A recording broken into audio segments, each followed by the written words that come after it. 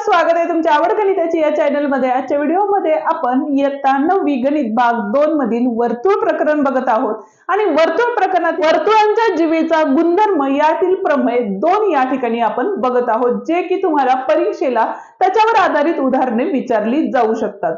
प्रमेय समजले तर उदाहरणे इझिली तुम्ही सोडवू शकता। त्यामुळे आजचा व्हिडिओ शेवटपर्यंत नक्की बघा। व्हिडिओ आवडला तर व्हिडिओला लाईक, शेअर आणि कमेंट करायला विसरू नका। आणि त्याचप्रमाणे जर चॅनलवर नवीन आणि पहिल्यांदाच असाल तर चॅनलला नक्की सबस्क्राइब करून बेल आयकॉन ही दाबा। तर प्रमेय काय दिलेला आहे बघूया। तर वर्तुळाचा केंद्र व जीवेचा मध्य यांना जोडणारा रेषाखंड जीवेस लंब असतो।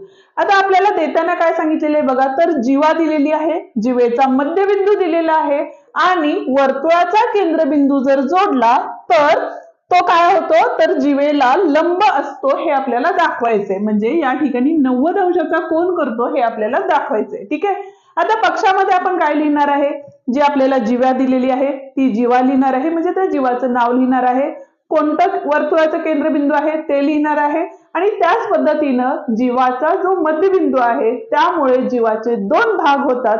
कुठले, तर एपी आणि बीपी, जे की बरोबर असणार आहेत कारण मध्यबिंदू असल्यामुळे। तेच आपण या ठिकाणी लिहिलेलं आहे। म्हणजेच ओ केंद्र असलेल्या वर्तुळाची रेघ एबी ही जीवा आहे। ठीक आहे।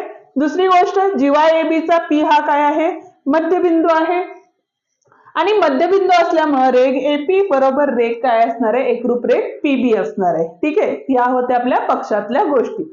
सिद्ध काय करायचे आपल्याला, तर केंद्रबिंदूपासून जर मध्यबिंदू जोडला, जीवेचा मध्यबिंदू जोडला तर तो जो रेषाखंड आहे तो जीवेला काय असतो, लंब असतो हे आपल्याला सिद्ध करायचं आहे।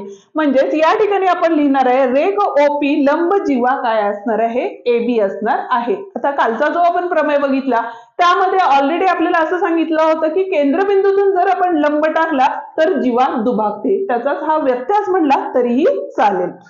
तर या ठिकाणी सिद्धता करताना पहिल्यांदा आपण काय घेतलेलं आहे बघा, तर रचना म्हणजे ओ पासून ए आणि ओ पासून बी हे 2 बिंदू पहिल्यांदा जोडून घेतले। ठीक आहे।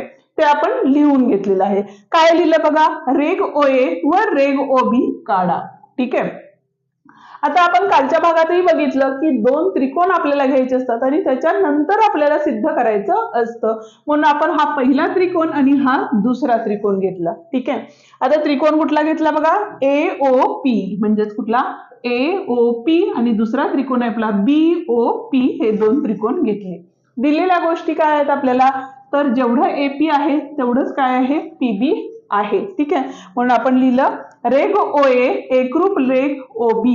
ठीक आहे। आता या ठिकाणी बघा ओए आणि ओबी ह्या 2 काय आहेत आपल्या, तर त्रिज्या आहेत, म्हणजे एकाच वर्तुळाच्या असणाऱ्या त्या त्रिज्या आहेत। त्यामुळे त्या दोन्ही त्रिज्या काय असतात, एकरूप असतात। त्यामुळे तेही आपण लिहू शकतो, म्हणून एकाच वर्तुळाच्या त्रिज्या। त्याच पद्धतीनं ओपी एकरूप रेघ ओपी, का तर दोन्ही त्रिकोणांच्या मध्ये ही सामायिक बाजू आहे। ठीक आहे। म्हणून आपण काय लिहिलं, ओपी एकरूप ओपी सामायिक भुजा। ठीक आहे। आता राहिला एपी आणि पीबी, तेही लिहून घेतलं, जे की पक्षामध्येच आपल्याला सांगितलेलं आहे की पी हा मध्यबिंदू असल्यामुळे जेवढं एपी असणार आहे तेवढंच काय असणार आहे, पीबी असणार आहे। आता बघा बा बा बा कसोटीनुसार, म्हणजे बाजू बाजू आणि बाजू, बाजू बाजू आणि बाजू कसोटीनुसार हे 2 त्रिकोण काय झाले, एकरूप झाले। म्हणून लिहिला आपण त्रिकोण एओपी एकरूप त्रिकोण बीओपी बा बा बा कसोटी। आता जर त्रिकोण एकरूप असतील तर त्याचे राहिलेले कोन आणि राहिलेल्या बाजू ह्या काय असणार आहेत, एकरूप असणार आहेत। आता इथं बाजूंचा तर काही विषयच नाहीये। म्हणजे आता कोण कुठले एकरूपात दाखवायचे आहेत आपल्याला, तर इथला कोन आणि इथला कोन एकरूप आहे हे दाखवायचे।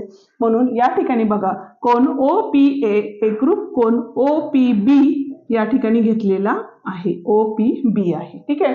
कारण काय असणार आहे, एकरूप त्रिकोणांच्या संगत कोन असणार आहे, तेच आपण या ठिकाणी लिहिलेलं आहे। ठीक आहे। आता तसं झालं तर बघा रेषीय जोडीतील कोन ह्या 2 कोनांच्या मापांची बेरीज ही 180 अंश असते। म्हणून या ठिकाणी लिहिलं बघा कोन ओ पी ए अधिक कोन ओ पी बी बरोबर 180 अंश लिहिलेलं आहे। ठीक आहे। आता या ठिकाणी बघा ओपी ए बरोबर ओपी बी होता, बरोबर, हे 2 कोन एकरूप आहेत। त्यामुळं आपण काय घेतलं, तर ओपी ए च्या ऐवजी आपण ओपी बी हा कोन घेतलेला आहे। त्यामुळे काय झालं बघा, कोन ओपी बी अधिक कोन ओपी बी या ठिकाणी घेतलेलं आहे, तिथून डायरेक्ट तिथे येते आपल्याला 2 OPA, म्हणजे 2 कोन आले समान, बरोबर आहे। म्हणून आपण काय घेतले तिथं तर 2 कोन OPB बरोबर 180 हा 2 गुणाकारात होता, इकडे गेल्यानंतर भागाकार झाला, म्हणजेच उत्तर किती आलं आपलं 90 अंश आला. 90 अंश झाला म्हणजेच काय झालं तर OP हा रेषाखंड जीवा AP ला काय आहे लंब आहे, म्हणून रेघ OP लंब जीवा AB असणार आहे.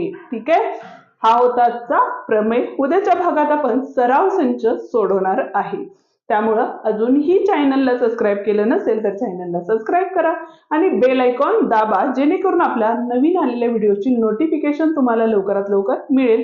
आणि त्याचप्रमाणे बाकीचेही प्रकरण आपण आपल्या चॅनलवरती अपलोड केलेले आहेत, त्याची लिंक डिस्क्रिप्शन मध्ये देत आहोत, ती तुम्ही बघू शकता. पुन्हा भेटूया उद्याच्या व्हिडिओमध्ये. तोवर धन्यवाद.